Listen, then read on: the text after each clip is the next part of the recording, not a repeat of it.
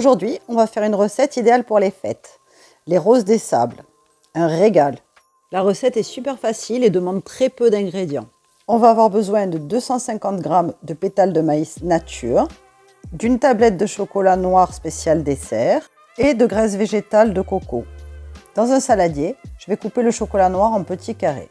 Je vais ensuite prendre un tiers du pain de 150 g et je vais là encore le détailler à l'aide d'un couteau en petits morceaux dans le but de l'ajouter au chocolat dans le saladier. Prenez garde à ne pas vous couper lors de l'opération parce que la graisse végétale est parfois un petit peu dure. On va faire chauffer notre mélange de chocolat et de graisse végétale au bain-marie. Pour cela, je verse de l'eau dans une casserole. Je ne mets pas le feu très fort car il est important que la graisse végétale et le chocolat chauffent tout doucement. Sinon, le chocolat va prendre une teinte noirâtre et va être très difficile à travailler. Et une rose des sables serait ratée. Alors attention à cette étape. Remuez bien jusqu'à obtenir un mélange lisse et homogène. On ne doit plus voir de morceaux à l'intérieur du saladier. Tout doit être liquide. On va prendre un plus grand saladier et verser nos pétales de maïs à l'intérieur. Ensuite, on les couvre avec notre mélange de chocolat et de graisse végétale. On va mélanger jusqu'à ce que chaque pétale soit bien imprégné. Pensez à avoir la main légère sur la cuillère en bois pour ne pas casser les pétales lors de l'opération. Ils doivent rester intacts. Une fois les pétales bien imprégnés de chocolat, on va se munir de caissettes et d'une cuillère à soupe.